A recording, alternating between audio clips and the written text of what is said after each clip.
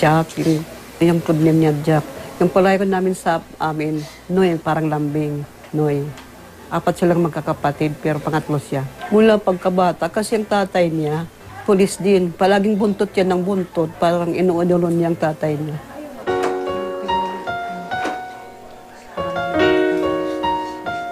Walang problema sa kanya. Uliran na bata.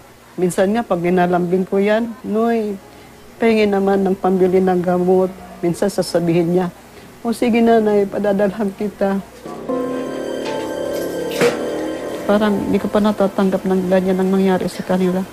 Okay lang sa akin na baril sa bakbakan. Pero nang makita ko na wala ng kamay, pati ulo tinaga.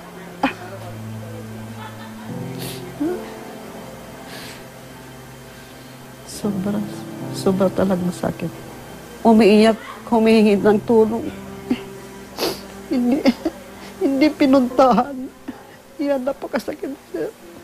Hindi nila pinuntahan. Ang daming mga sundalo, ang daming mga naligtara. Bakit walang sumunod? Masakit pag hindi kami pinakinggan, pag walang hustisya. Kasi ang dami nila eh. Sobrang sakit. Parang hindi ko makakaya. Sana mabigyan man lang kami. Lumabas ang katotohanan.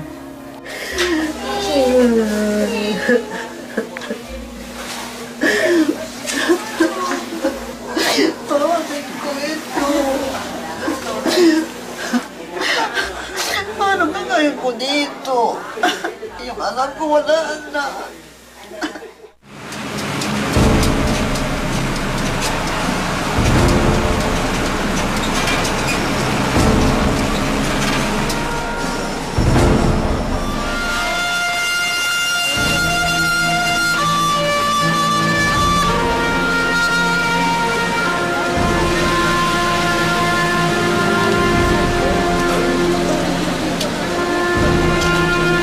Hindi, kung ano, alam ko masaya ka din sa pinili mo, natupad lahat ng dreams mo, namatay ka lumalaban, naging hero ka.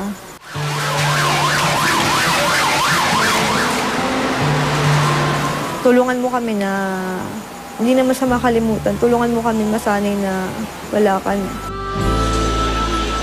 Sa tingin ko naman masaya siya kasi lahat ng gusto niya natupad naman. Ang tungkol sa trabaho niya. Hindi ko na nga alam kung paano pa ako pag natapos siyang i-cremate. Kakwentuhan ko nga lang yung pinsan ko kanina. Sabi ko paano na pag pinapasok na siya sa crematory.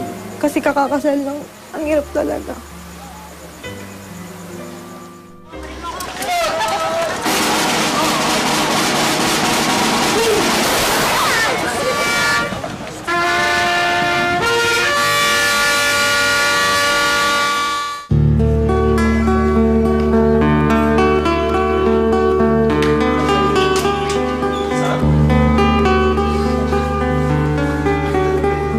Sa tulong naman ng ng family.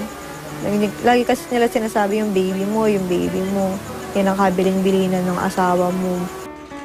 Ang hirap paniwalaan na wala na talaga siya. Ang dami-dami niyang promises. Kasi yun po talaga yung plan ko na i-cremate siya para dadalhin ko na lang siya sa kwarto. Wala kayong magkausap, magkasama. Tsaka po para na rin po doon sa family niya na sa ibang province naman po. Magtuturo pa din ako. Tuloy pa rin ang buhay. Kasi alam ko naman, hindi naman niya gugustuhin ma-depress ako. Dahil wala siya. Saka para na rin sa baby namin.